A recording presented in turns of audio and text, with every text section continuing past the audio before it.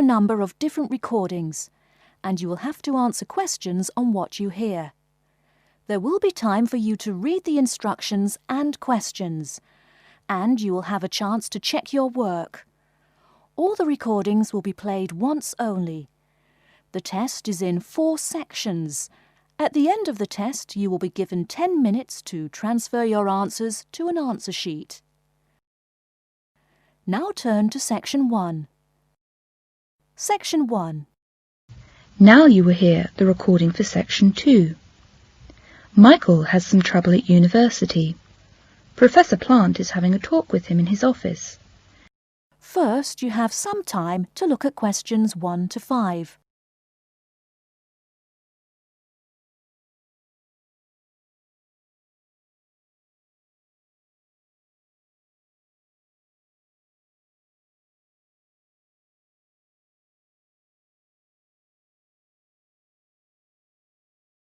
Come in, come in. Good morning, Professor Plant. I understand you wanted to see me. Yes, Michael, I did. It's about your coursework. My coursework? I'm afraid your tutor, Mr. Atkins, has reported to me that your standard of your work has been getting worse. I know, Professor, He tells me that the essays you have done this term have been weak, and that your attendance at his tutorials and seminars has been poor. He has spoken to me about it, Professor. At this stage, Michael, your coursework is very important. I understand from Mr. Atkins that you are capable of an upper second, and it would be a pity to ruin your chances of a good degree, wouldn't it? Yes, it would. Michael, I think you should do 2 things. The first is to cut down on your union activities. I understand you do a lot in the student union. And the second is to see one of our welfare tutors, to discuss any problems you may have. I'd like you to make an appointment to do that as soon as possible. All right, Professor. I'll expect to hear that your coursework has improved. Good morning, Michael. Good morning, Professor, and thank you. Michael is in the welfare office. Before you hear the rest of the conversation, you have some time to look at questions 6 to 10.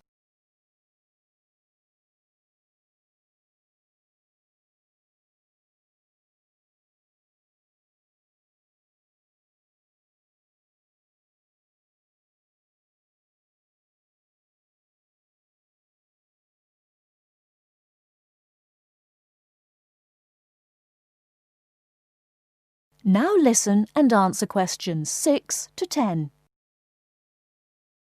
I hope I'm not late, Miss Baxter. I have an appointment for 11 o'clock. Professor Plant asked me to come. Take a seat, please. My name's Michael Andrews. I'm in my last year. Oh, yes. You're chairman of the Social Science Society, aren't you? That's right. That's one of my problems. It's been taking up too much time. Surely there must be another student who could take over the job. Yes, there is someone, I suppose. There isn't anything else worrying you, is there, Mr. Andrews? Anything personal, I mean? At home? Financial? You needn't feel embarrassed. There may be something I can do to help. I'm in debt. Surely you have a reasonable grant. Yes, I have, but this term's hasn't come yet, and I borrowed some money when I bought a car. I see. Now this person, well, actually he's a friend. Now he wants his money back. That seems natural enough. How much do you owe him? £100. Well, I'm afraid it's against our policy to lend money to students. The only solution seems to be to sell the car. Otherwise, you'll be short of money all term. Yes, I suppose so. In any case, I'll ask your county to send your grant as soon as possible. Thank you very much. Michael is talking to his friend Tessa in the students' coffee bar. Cheer up, Mike. You look really down in the dumps. What's the matter? I've seen the professor this morning and the welfare tutor. They've advised me to resign as chairman of the Social Science Society. Resign? But you've done it so well. Yes, I know, but I can't get through my work, and I've got finals coming up. I intended to work really hard last vacation, but you know what happened. I suppose it is best to resign, Mike. Peter can take over. That's not all. There's a bigger blow. Money, I suppose. Well, I owe Jim £100. What for? The car, was it? You are a fool, Mike. I can't see how an economist can be so silly about money. I'll just have to sell the car. Well, cheer up. You can always use my bike. That is the end of section 1.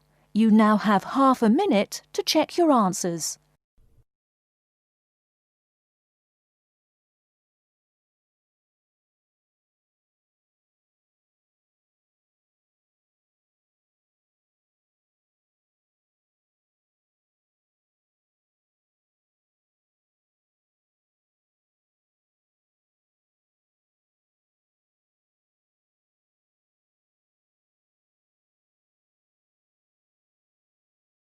Section 2. First, you have some time to look at questions 11 to 15.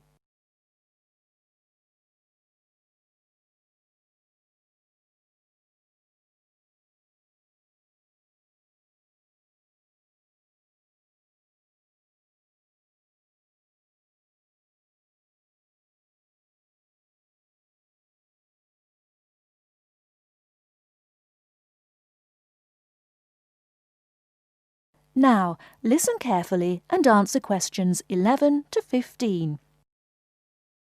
Mark has talked about a small animal. I'm going to give you a talk about a very big one. It's the giraffe, a tall, long-necked, spotted ruminant. Male giraffes are usually about 6 meters tall. Half of the giraffe's height comes from its neck, which is longer than its legs. A baby giraffe is 2 meters tall at birth. It can stand up by itself within a few minutes and can run well in about 2 days. A giraffe has big brown eyes which are protected by very thick lashes. Since it lives in parts of Africa which are usually dry with a great deal of dust, the lashes are an important source of protection. It can also cover its nostrils in order to protect its nose. It has 2 short horns on its head. Like the camel, the giraffe can go a long time without drinking water. One source of water is the leaves which the giraffe eats from trees. Since it is so tall, the giraffe can reach the tender leaves at the top of a tree. Giraffes usually live in small herds and often feed with other animals. Giraffes have 2 methods of self-protection. If something frightens an adult giraffe, it can gallop away at about 50 kilometers per hour, or stay to fight with its strong legs. Well, that's all I know about giraffes. Before you hear the rest of the talk, you have some time to look at questions 16 to 20.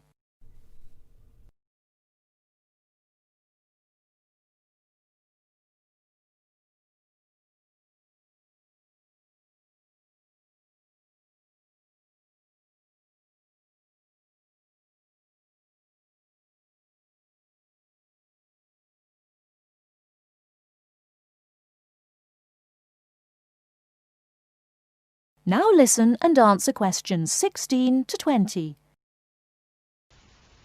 Peter and Kate have met in the coffee bar and they were having coffee together. Hi there, how are you going with your tutorial next week? Oh, good. I've decided to talk about paper and its use. Fascinating, I'm sure. Yes, I think it's an interesting topic. Do you know how much paper you use every year? Well, I've never thought about that. I can't answer your question. I suppose you can tell me something about it. Okay. It'll be good practice for my tutorial next week. How much paper does one person use every year? In 1900, the world's use of paper was about 1 kilogram for each person in a year. Now, some countries use as much as 50 kilograms of paper for each person in a year. This shows how far advanced the country is. You're right. Countries like the United States, Britain, Japan, Germany and Sweden certainly use more paper than other countries. I'm very interested in the history of paper. Are you going to talk about it next week? Yes, of course. Where was paper first made? In China. The Chinese first made paper about 2,000 years ago. China still has pieces of paper which were made as long ago as that. But Chinese paper was not made from the wood of trees. It was made from the hair-like parts of certain plants. In Egypt and the West, paper was not very commonly used before the year 1400. The Egyptians wrote on papyrus, a kind of paper made from the pith of the stems of tall aquatic cyperaceous plants. Europeans used parchment for many hundreds of years. What was parchment? Parchment was made from the skin of certain young animals. They were very strong. We have learnt some of the most important facts of European history from records that were kept on parchment. Oh, I see. How about paper in Europe? Well, paper was not made in southern Europe until about the year 1100. Scandinavia, which now makes a great deal of the world's paper, but didn't begin to make it until 1500. It was a German named Schraffler who found out that the best paper could be made from trees. After that, Canada, Sweden, Norway, Finland and the United States became the most important in paper making. They are forest countries. Today, Finland makes the best paper in the world, and the paper industry of the country is the biggest in the world. New paper making machines are very big, and they make paper very fast. The biggest machines can make a piece of paper 300 meters long and 6 meters wide in 1 minute. Oh my goodness, that's amusing. What are the uses of paper? Paper is used for newspapers, books, writing paper, envelopes, wrapping paper, paper bags.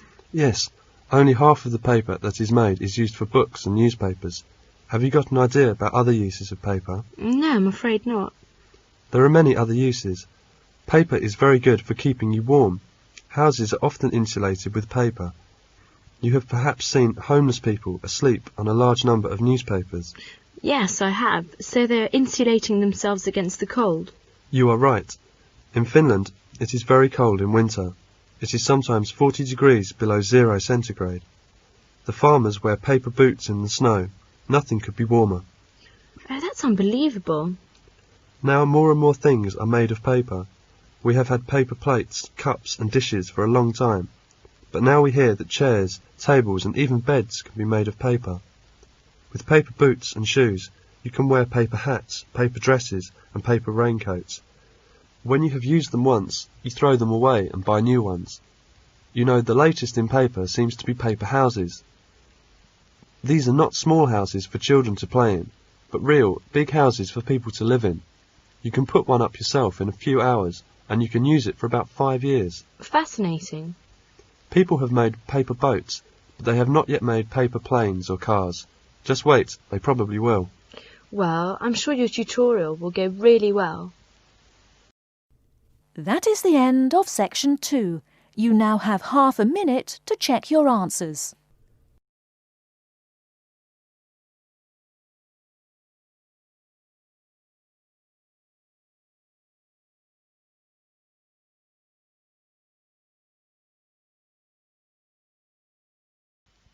Now turn to section 3.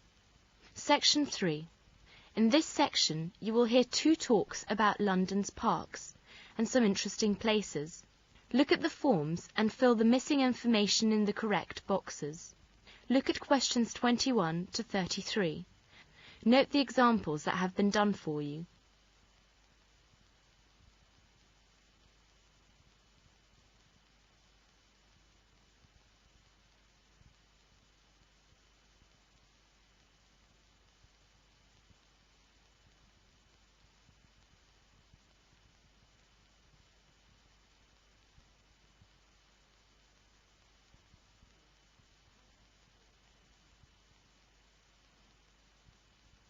Now listen to the first talk and answer questions 21 to 25.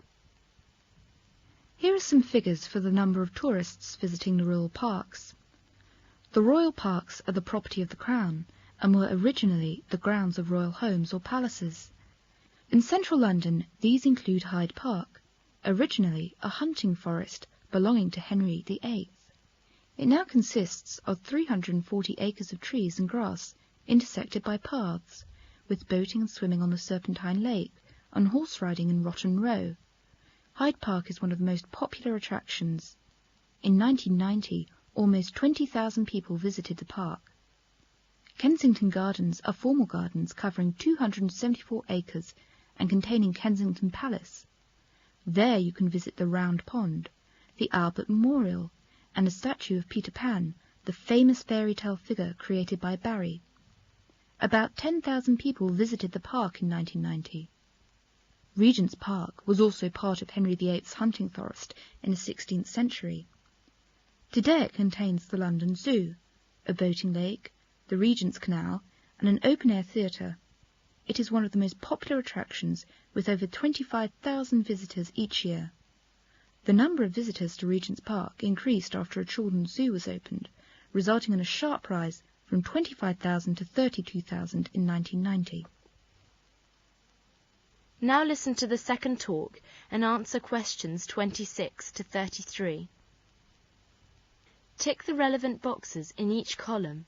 First, look at questions 26 to 33.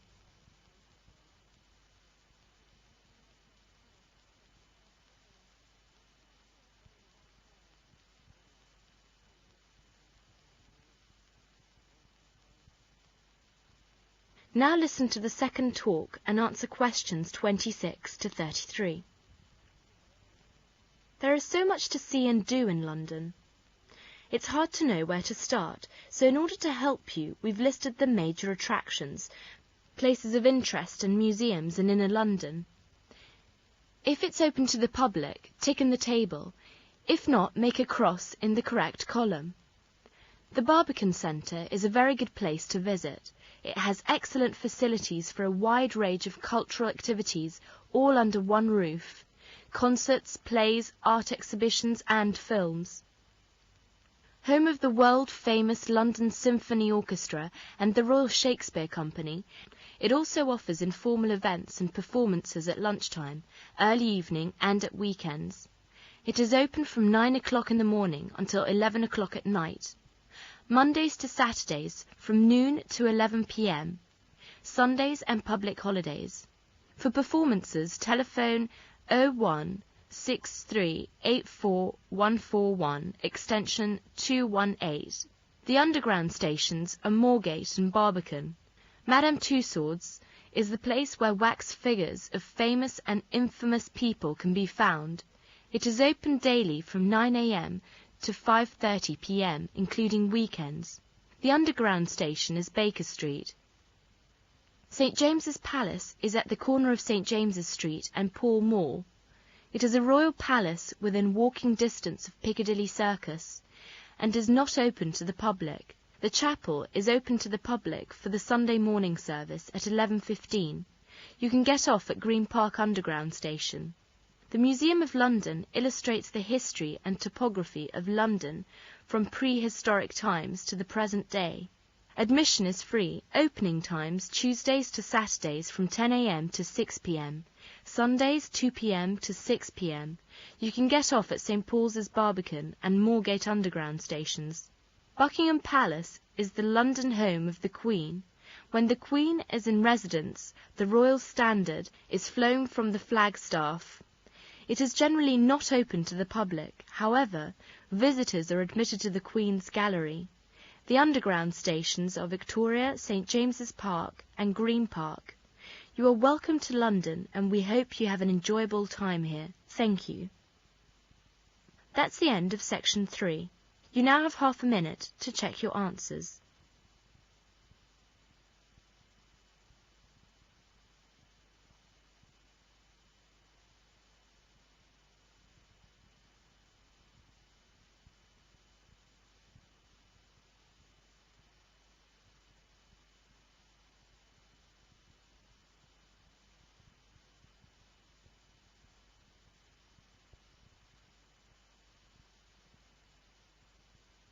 Now turn to Section 4.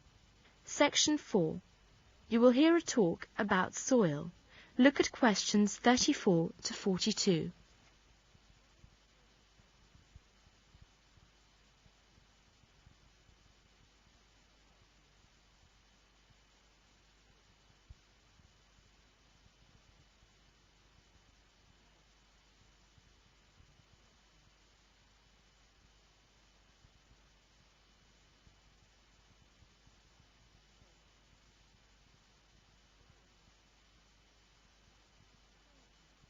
Now listen to the talk and answer questions 34 to 42. Hello, and welcome to today's lecture. Today we turn our attention to the soil. As you know, soil is made up of stones, sand, clay and loam. It also contains air and water. Stones are small pieces of rock.